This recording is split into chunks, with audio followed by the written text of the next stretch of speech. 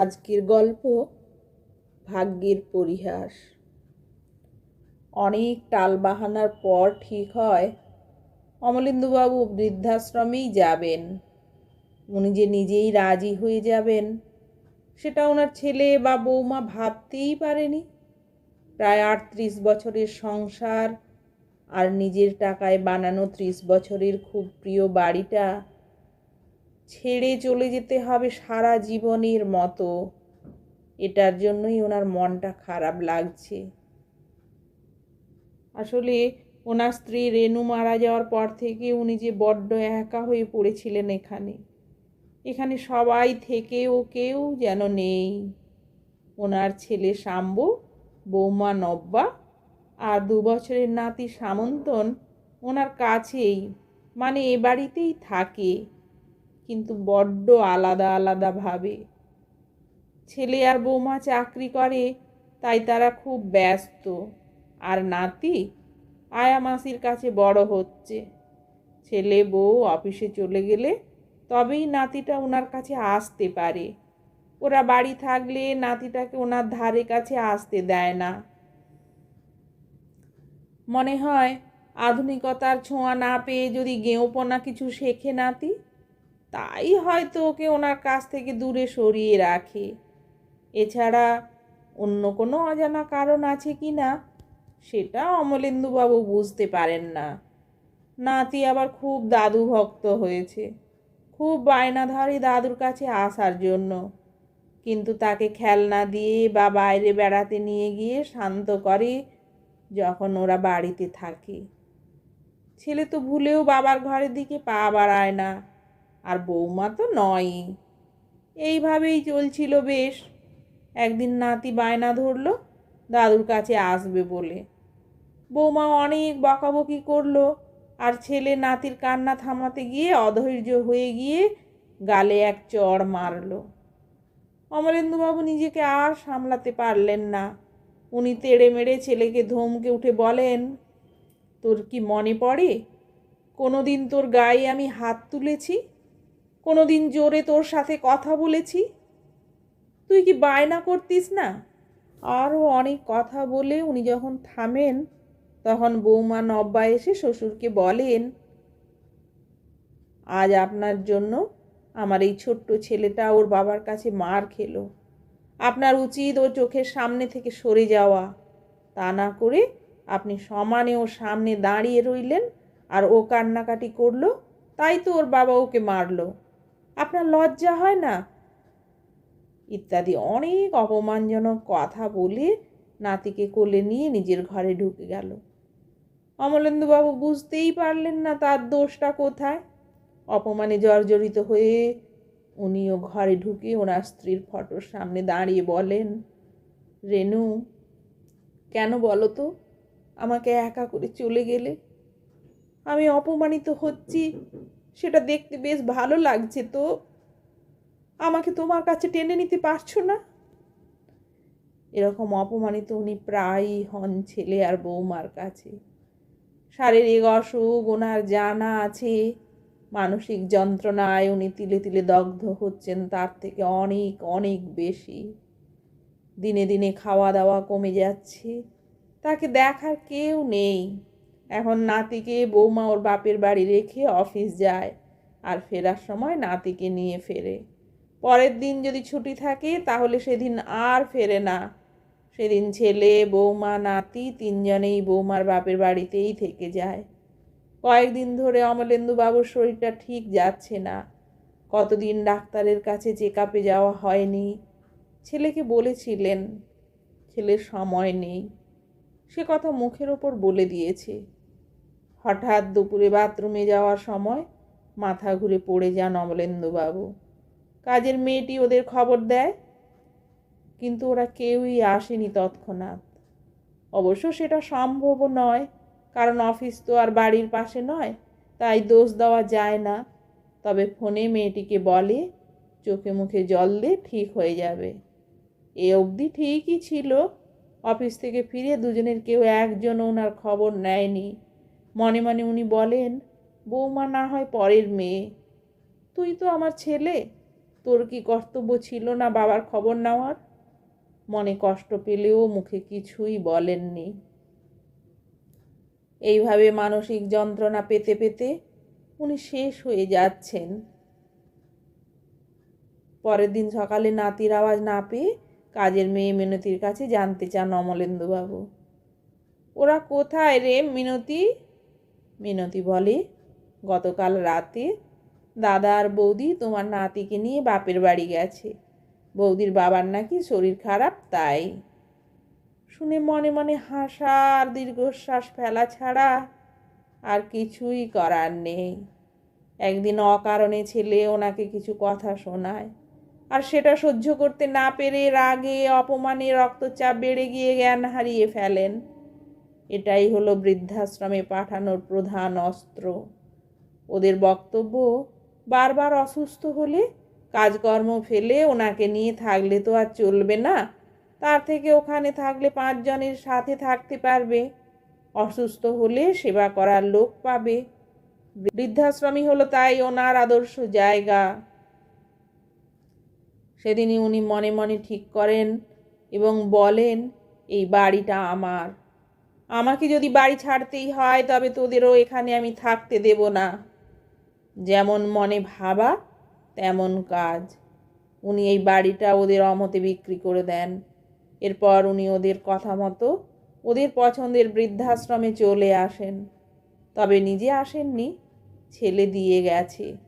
ছেলে চলে যাওয়ার সময় উনি জানিয়ে দেন ওনার বাড়িটা বিক্রি করে দিয়েছেন। 2 দিনের মধ্যেই যিনি কিনেছেন তিনি দখল নিতে আসবেন। শাম্ব খুব রেগে যায়, চিৎকার করে বলে ওঠে, শয়তান বুড়ো কোথাকার, আমাদের পথে বসিয়ে দিলে। শাম্ব বেশি কথা আর না বাড়িয়ে হনহন করে চলে যায়। ওনাকে বৃদ্ধাশ্রমে দিয়ে শাম্ব আর কোনোদিনই ওখানে পা রাখেনি। নিজের টাকাতেই এখানে বেশ ভালোই আছেন অমলেন্দুবাবু। থাকা খাওয়ার খরচ সবই তিনি নিজের টাকাতেই করেন। ছেলের থেকে একটা কানা কড়িও নেননি। এখানে কোনো অসুবিধাই নেই, সবই ঠিক সময়ে পেয়ে যান, মনে বেশ শান্তিই পান। কিন্তু মাঝে মাঝে নাতিটার জন্য মনটা খুব খারাপ লাগে। মাঝে মাঝে বৃদ্ধাশ্রমের অফিস থেকে ফোন করে নাতির খবর নেওয়ার চেষ্টা করেন, কিন্তু কেউই ওনার ফোন ধরেনি কোনো দিন। এইভাবেই দিন মাস বছর গড়িয়ে যায়। ধীরে ধীরে নাতিটার মুখ আবঝা হয়ে গেছে। এখানে চারু নামের একজন বিধবা মহিলা আছে, যে ওনাদের সবার ফাইফরমাস খাটে, ওনাদের দেখভাল করে। এই চারুকে উনি মেয়ে বলেই ডাকেন। এই মেয়ে ওনাকে খুব শ্রদ্ধা করে, আবার ভালোবাসে, আর ওনাকে বাবা বলে ডাকে। এখানে বাবা মেয়ের মধ্যে বেশ ভালোই সখ্যতা আছে। অমলেন্দুবাবু মেয়ের সাথে নিজের ফেলে আসা সংসারের সব গল্পই করেন। তার মধ্যে বেশিরভাগই নাতির প্রসঙ্গ থাকে। ছেলের কথা বলতে বলতে ওনার গলা ধরে আসে। এই চারুই ওনাকে একটা খাতা পেন দিয়ে বলেছিল, বাবা, তুমি তোমার মনের কথা এই খাতায় লিখে রাখো, তাতে মনের ভার হালকা হবে আর সময়ও কেটে যাবে। এই কথাটা ওনার মনে ধরে। অশক্ত হাতে কাঁপা কাঁপা অক্ষরে মনের কথা চিঠির আকারে নাতির উদ্দেশ্যে লিখতে থাকেন। স্নেহভাজনে সুদাদু ভাই, কেমন আছো?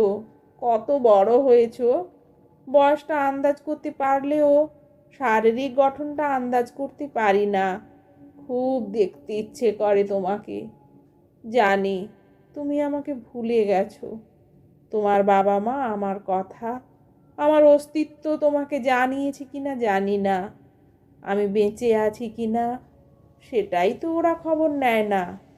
তোমাকে কেন আমার থেকে দূরে রাখা হতো তার কারণ এখনো আমার অজানা রইল।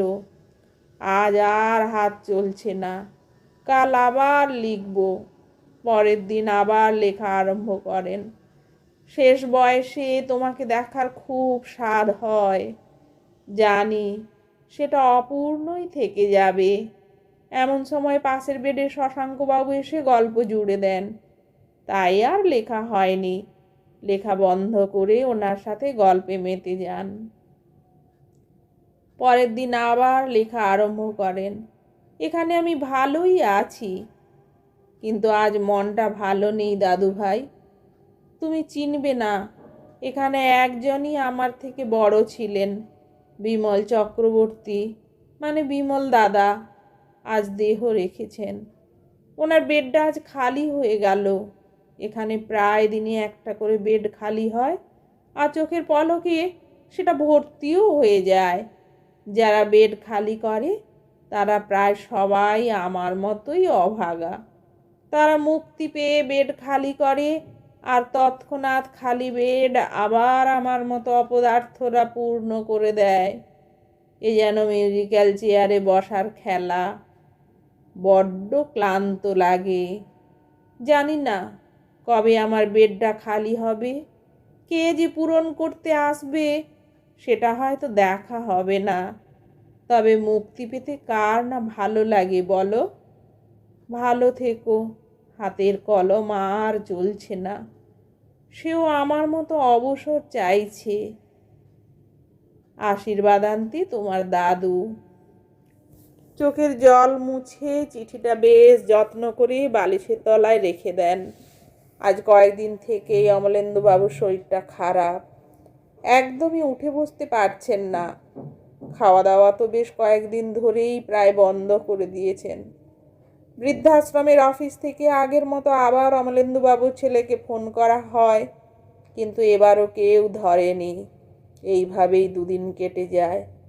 চারু ওনাকে জোর করে দুধ জল খাওয়াচ্ছে।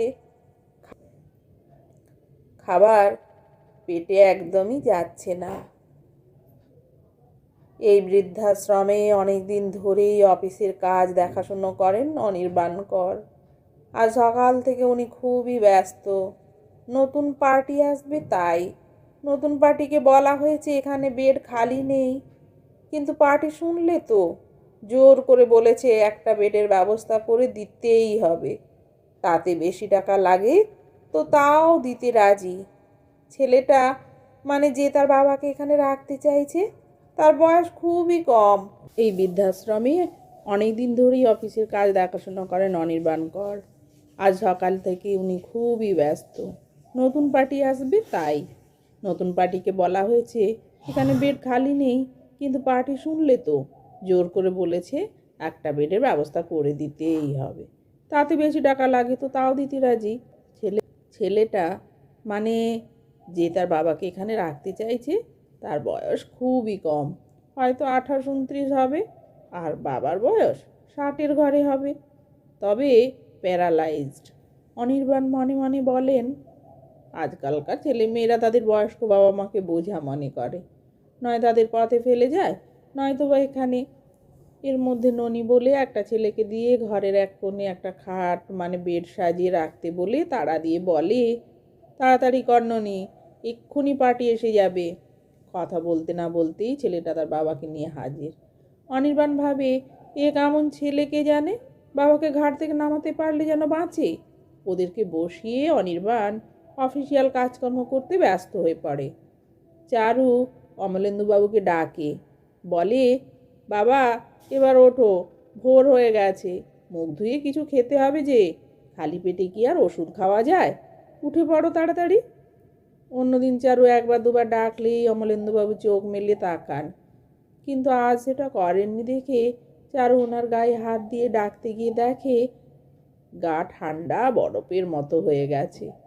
চারু বাবা বলে ডুকরে কেঁদে ওঠে। হঠাৎ চারুর কান্নার শব্দে অনির্বাণ কলম থামিয়ে ওদের বসতে বলে উঠে যায়। হন্তদন্ত হয়ে গিয়ে দেখে 103 নম্বর বেডের অমলেন্দু ঘোষ মারা গেছেন। উনি ডাক্তারকে কল করে আসতে বলেন। এরপর রেজিস্টার খাতা দেখে ওনার বাড়ির লোককে ফোন করেন। ফোন করতে করতে নতুন পার্টির দিকে তাকিয়ে বলে, সেই কবে ওনার ছেলে ওনাকে রেখে গেছেন, তারপর থেকে একদিনও আসেনি, আর খবরও নেয়নি, এমনকি কোনোদিন ফোনও ধরেনি। আজ কি করবে কে জানে। অনির্বাণ ফোন করে, কিন্তু আজও কেউ ফোনটা ধরে না। অনির্বাণ বিরক্ত হয়ে বলে, এখন কি করা যায়? সাম্বর এখানে এসে মনে পড়ে যায় ওর বাবার কথা। সেই কত বছর আগে বাবাকে এখানে রেখে গিয়েছিল, আর খবর নেওয়া হয়নি। এতদিন কি আর বেঁচে আছেন? চন্দ্রর কি আর দাদুকে মনে আছে? মনে থাকলে নিশ্চয়ই জানতে চাইতো। নব্বার কথা শুনে সত্যি সত্যি বাবার সাথে খুব অন্যায় করেছিলাম। এখন নিজে তার ফল ভোগ করছি। নব্বা তো ছেলে অন্তঃপ্রাণ ছিল, সেই ছেলেকেও ধোঁকা দিয়ে ড্যাং ড্যাং করে তো স্বর্গে চলে গেল। আজ যেন পুরনো কথা খুব মনে পড়ছে। বিশেষ করে বাবার কথা মনে হতেই শাম্বর ইচ্ছা হয় বাবার খবর নিতে। চন্দ্র এখন ধারে কাছে নেই। ও গেছে কে যেন মারা গেছে তাকে দেখতে। এটাই সুযোগ। শাম্ব আস্তে আস্তে অনির্বাণের কাছে এসে ওর বাবা মানে অমলেন্দু ঘোষের কথা জানতে চায়। অনির্বাণ বড় বড় চোখ করে শাম্বর দিকে তাকিয়ে বলে, আপনি ওনার কে হন? শাম্ব বলে, ছেলে।